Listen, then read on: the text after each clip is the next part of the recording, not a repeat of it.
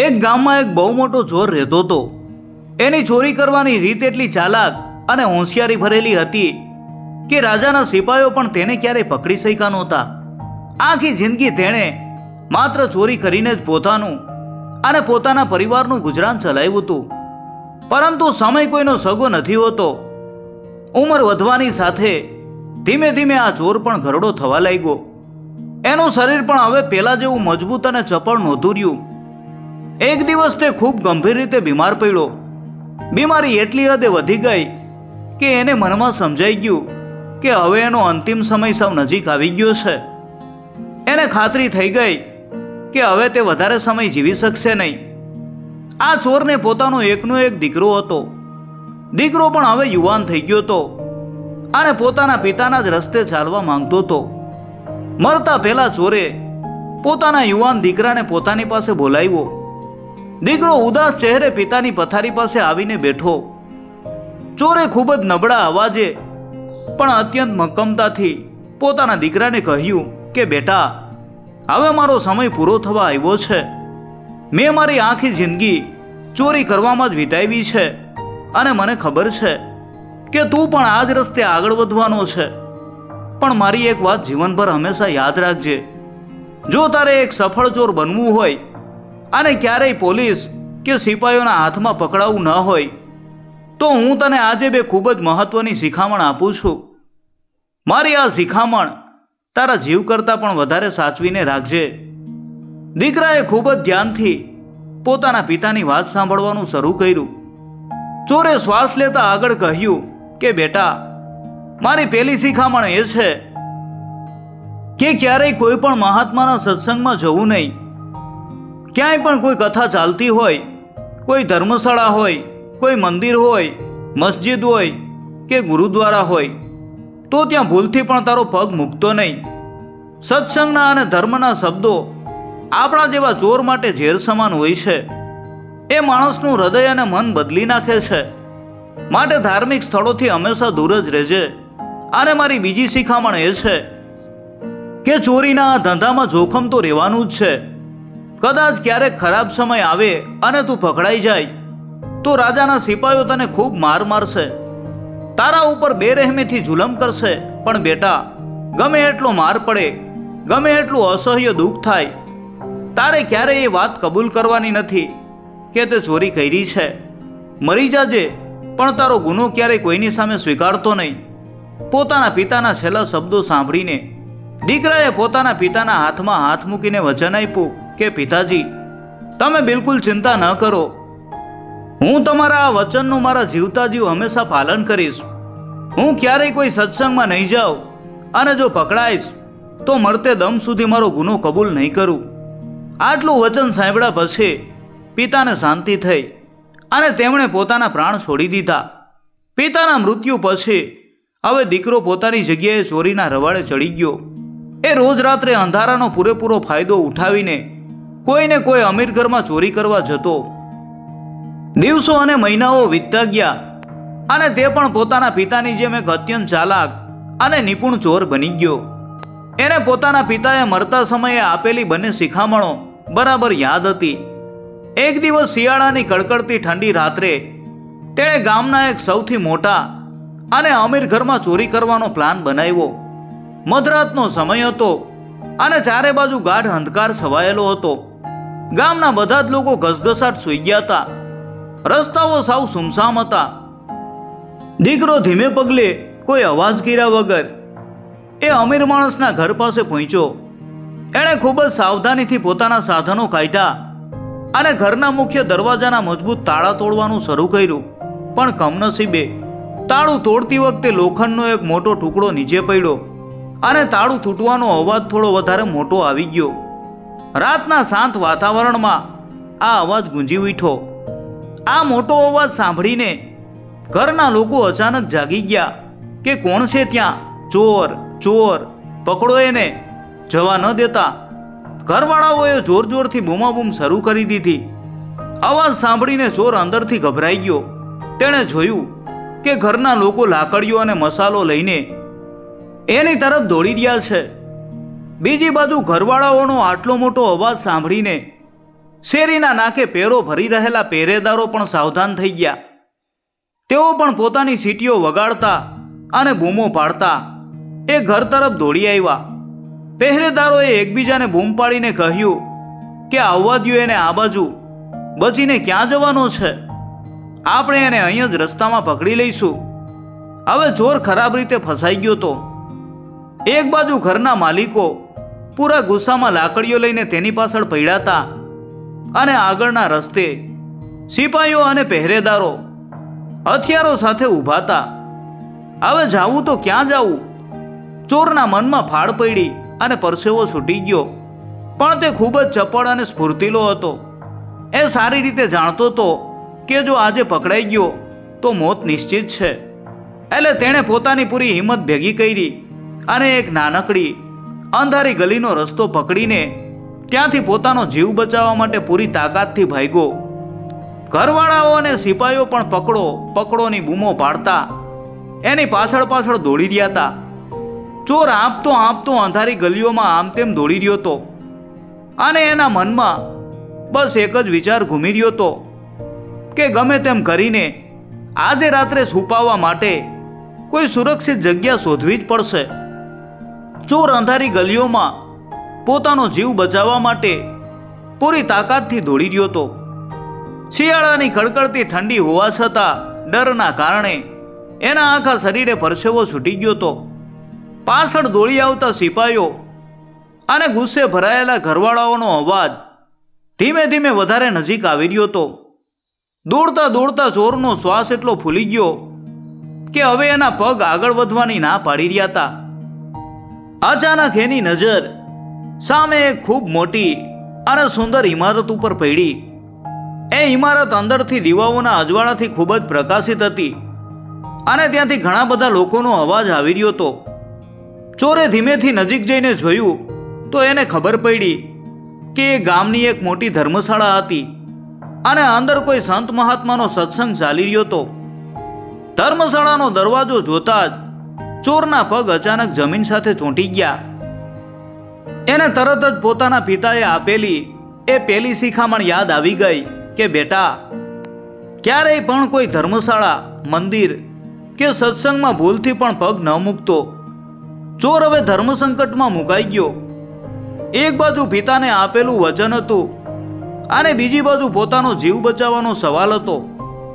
એણે પાછળ વળીને જોયું તો સિપાહીઓની સળગતી મસાલોનો પ્રકાશ ગલીના નાકે દેખાવા લાગ્યો હતો.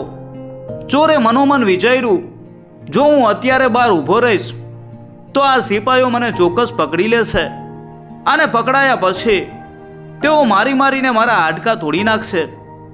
અત્યારે જીવ બચાવવો એ સૌથી વધારે જરૂરી છે. મારે સંતાવા માટે અંદર જવું જ પડશે. આવું વિચારીને બીજો કોઈ રસ્તો ન દેખાતા એ ધીમેથી ધર્મશાળાની અંદર ઘૂસી ગયો અને ભીડની પાછળ એક અંધારા ખૂણામાં જઈને ચૂપચાપ બેસી ગયો. પણ એ પોતાના પિતાનો ખૂબ જ આજ્ઞાંકિત અને ડાયો દીકરો હતો. ભલે તે મજબૂરીના કારણે ધર્મશાળામાં આવી ગયો હતો, પણ તેને પોતાના પિતાનું વચન કોઈ પણ ભોગે તોડવું નહોતું. તેથી તેણે નીચે બેસતાની સાથે જ તરત જ પોતાના બંને હાથની આંગળીઓ પોતાના બંને કાનમાં એકદમ જોરથી દબાવી દીધી. એણે મક્કમ નિર્ધાર કર્યો કે સત્સંગનો કે મહાત્માનો એક પણ શબ્દ એ પોતાના કાનમાં નહીં જવા દે. મારા પિતાજીએ મને ધર્મની વાતો સાંભળવાની ચોખ્ખી ના પાડી છે, એટલે કાંઈ પણ થાય હું સત્સંગ સાંભળીશ જ નહીં. તેણે પોતાની જાતને મક્કમતાથી કહ્યું. ધર્મશાળામાં મહાત્મા ખૂબ જ સુંદર અને જ્ઞાનથી ભરેલી કથા સંભળાવી રહ્યા હતા. બધા લોકો મંત્રમુગ્ધ થઈને સાંભળી રહ્યા હતા. પણ કહેવાય છે ને કે આપણું મન એક અડિયલ અને તોફાની ઘોડા જેવું હોય છે. આપણે તેને જે કામ કરવાની ના પાડીએ તે એ જ કામ કરવા તરફ વધારે દોડે છે. ચોરે કાનમાં આંગળીઓ નાખીને રાખી હતી, પણ કલાકો સુધી આમ બેસી રહેવાથી એના હાથ અને ખભા ખૂબ દુખવા લાગ્યા હતા. અચાનક બાજુમાં બેઠેલા કોઈ માણસનો એને થોડો ધક્કો વાગ્યો, અથવા તો હાથના થાકને લીધે માત્ર એક સેકન્ડ માટે એના કાનમાંથી આંગળી થોડી ઢીલી થઈ ગઈ અને બરાબર એ જ સેકન્ડે જાણે ભગવાને જ નક્કી કર્યું હોય એમ મહાત્માના મુખમાંથી નીકળેલું એક નાનકડું વાક્ય સીધું ચોરના કાનમાં પડી ગયું. મહાત્મા જોરથી કહી રહ્યા હતા, હે ભક્તો, હંમેશા આ વાત યાદ રાખજો કે સાચા દેવી દેવતાઓની ક્યારેય કોઈ પડછાઈ હોતી નથી. સાચા ભગવાનનો પડછાયો ક્યારેય જમીન ઉપર પડતો નથી. આટલું વાક્ય સાંભળતા જ ચોરે તરત જ ગભરાઈને ફરીથી પોતાના કાન એકદમ જોરથી બંધ કરી દીધા. એ મનમાં ને મનમાં ખૂબ ડરી ગયો અને પોતાના સ્વર્ગવાસી પિતાની માફી માંગવા લાગ્યો કે પિતાજી, મને માફ કરી દેજો. આ સત્સંગનું વાક્ય મેં જાણી જોઈને નથી સાંભળ્યું. મારો હાથ સરકી ગયો અને ભૂલથી આ શબ્દો મારા કાને પડી ગયા. અને વળી દેવી દેવતાઓની પડછાઈ હોય કે ન હોય, મારે એનાથી શું કામ છે? હું તો એક સાધારણ ચોર છું. મારે આ જ્ઞાનનું કોઈ કામ નથી. આમ કહીને તેણે પોતાના મનને શાંત કર્યું અને કાન બંધ રાખીને સવાર પડવાની રાહ જોવા લાગ્યો. પણ કમનસીબે ચોરનો સમય ખરાબ ચાલી રહ્યો હતો. સવાર થતાં જ જ્યારે સત્સંગ પૂરો થયો અને તે લોકોની ભીડ સાથે ધર્મશાળામાંથી બહાર નીકળવાનો પ્રયાસ કરી રહ્યો હતો, ત્યારે બહાર રસ્તા ઉપર ઊભેલા સિપાહીઓની નજર એના ઉપર પડી. સિપાહીઓએ શંકાના આધારે તરત જ તેને પકડી લીધો. એની પૂછપરછ કરી અને એના ખિસ્સામાંથી તાળા તોડવાના સાધનો મળી આવતા સિપાહીઓએ તેને સાંકળોથી બાંધી દીધો. બીજા દિવસે સવારે આ ચોરને રાજાના દરબારમાં રજૂ કરવામાં આવ્યો. રાજાએ ચોરને કડક અવાજમાં પૂછ્યું કે બોલ, શું તે ગઈકાલે રાત્રે પેલા અમીર વેપારીના ઘરમાં ચોરી કરવાનો પ્રયત્ન કર્યો તો? સાચું બોલી દે, નહીતર તારી ચામડી ઉતરડી નાખીશ. પણ ચોરને પોતાના પિતાની આપેલી બીજી શિખામણ બરાબર યાદ હતી કે ગમે એટલો માર પડે પણ પોતાનો ગુનો ક્યારેય કબૂલ ન કરવો. ચોરે રાજાની આંખમાં આંખ મિલાવીને સાફ ઇનકાર કરી દીધો અને કહ્યું કે મહારાજ, હું બિલકુલ નિર્દોષ છું. મેં કોઈના ઘરમાં ચોરી નથી કરી. આ સાંભળીને રાજાનો ગુસ્સો સાતમા આસમાને પહોંચી ગયો. તેણે પોતાના સિપાહીઓને આદેશ આપ્યો કે આ ગુનેગારને કાળકોઠરીમાં નાખો અને ત્યાં સુધી ચાબુકથી મારો જ્યાં સુધી તે પોતાનો ગુનો સ્વીકારી ન લે. સિપાહીઓએ ચોરને જેલના સળિયા પાછળ ધકેલી દીધો અને એના ઉપર ખૂબ જ અત્યાચાર કર્યો. એને ઢોરમાર મારવામાં આવ્યો, પણ ચોર એકનો બે ન થયો. એ ચૂપચાપ બધો જ માર ખાતો રહ્યો, અસહ્ય દુઃખ સહન કરતો રહ્યો. જ્યારે પણ સિપાહીઓ પૂછતા ત્યારે એના મોંમાંથી બસ એક જ અવાજ નીકળતો, મેં ચોરી નથી કરી. રાજા પણ હવે પૂરેપૂરો મૂંઝાઈ ગયો હતો કે આટલો અસહ્ય માર ખાવા છતાં આ માણસ પોતાનો ગુનો કેમ કબૂલ નથી કરતો. હવે રાજાએ આ ચોર પાસે સાચું બોલાવવા માટે એક નવી ચાલ રમવાનું નક્કી કર્યું. સિપાહીઓએ ચોરને ખૂબ માર માર્યો, પણ ચોરે પોતાનો ગુનો કબૂલ ન કર્યો.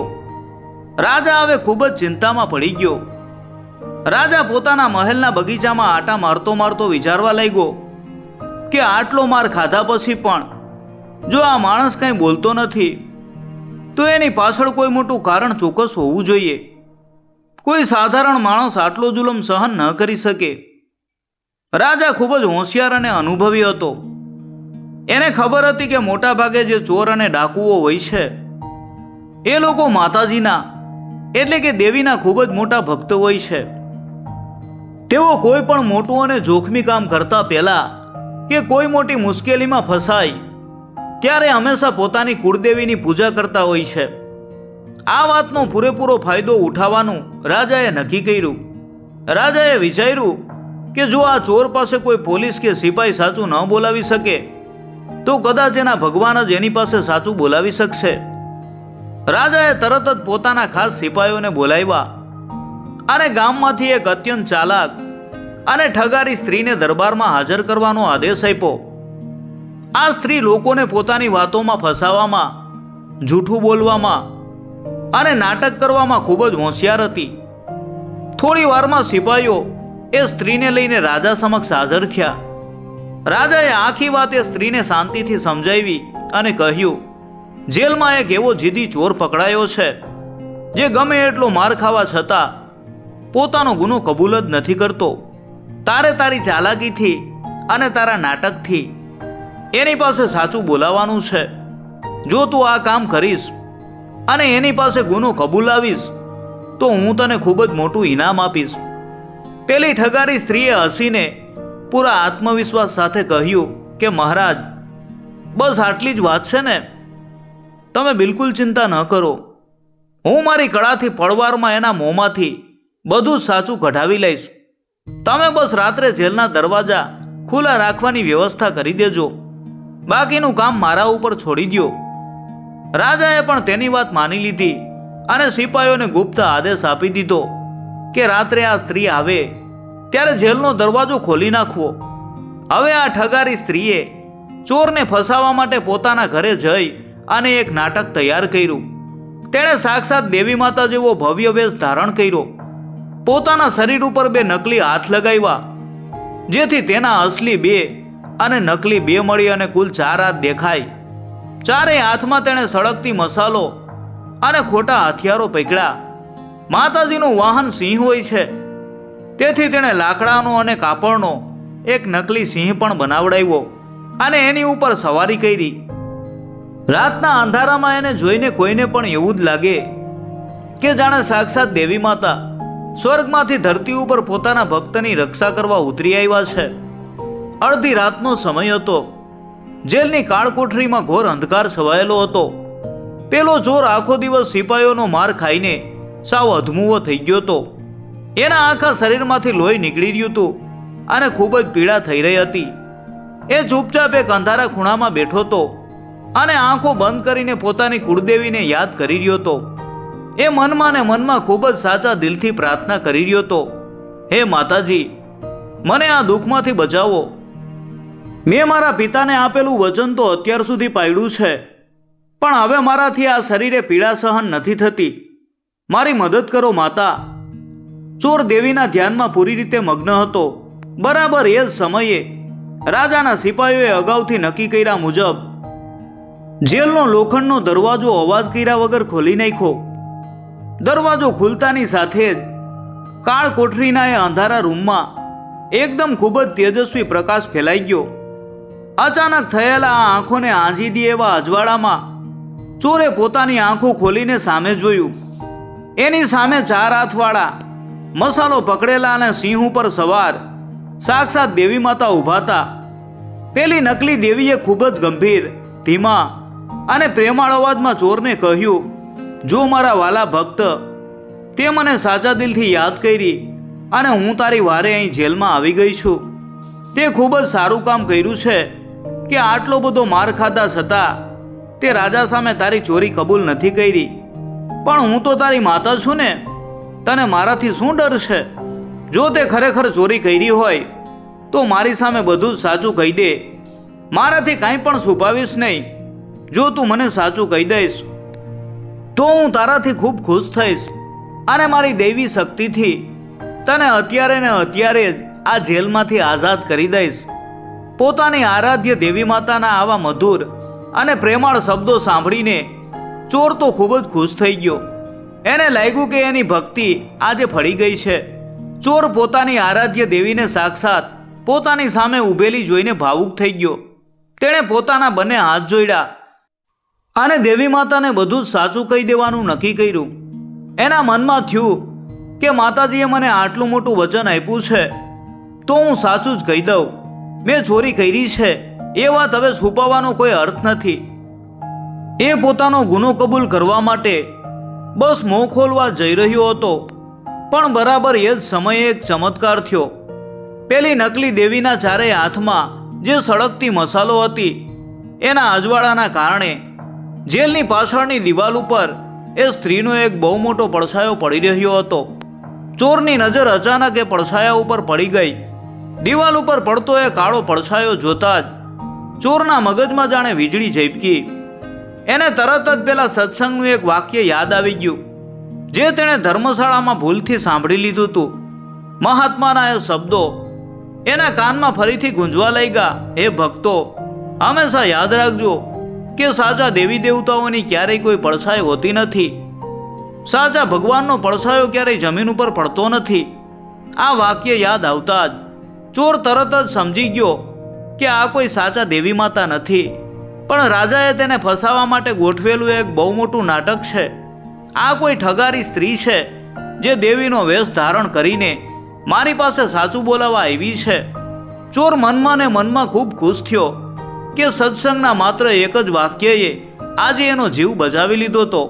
એણે તરત જ પોતાની વાત બદલી નાખી. તેણે નકલી દેવી સામે જોઈને ખૂબ જ નમ્રતાથી અને ચાલાકીથી કહ્યું, હે માતાજી, તમે તો અંતર્યામી છો.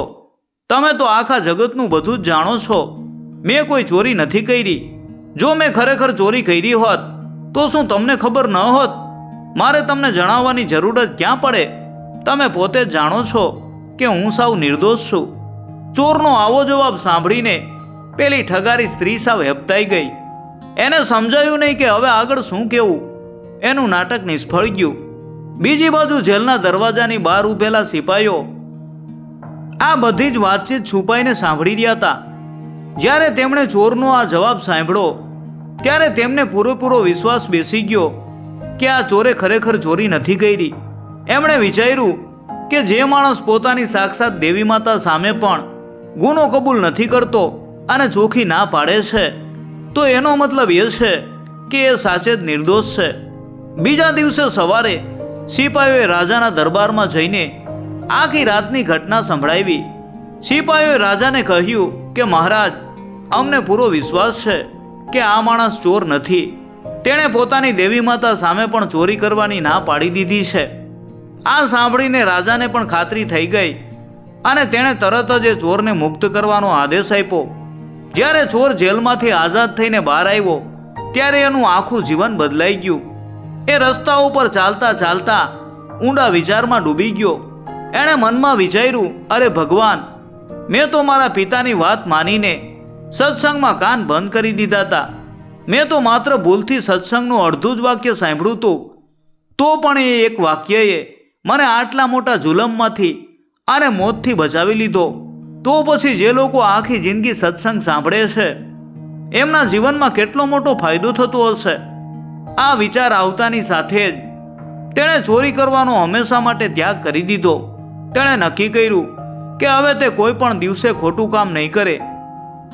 ત્યાર પછી એ ચોર રોજ નિયમિતપણે પેલા મહાત્માના સત્સંગમાં જવા લાગ્યો.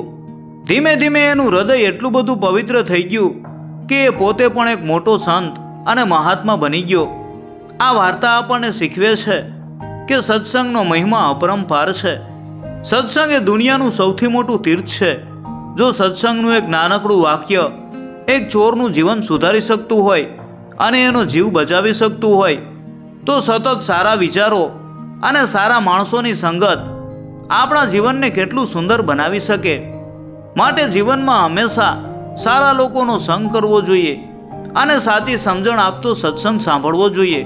મિત્રો, જો તમને આ વાર્તા ગમી હોય તો વિડીયોને લાઈક કરજો અને કોમેન્ટમાં જય માતાજી લખવાનું ભૂલતા નહીં.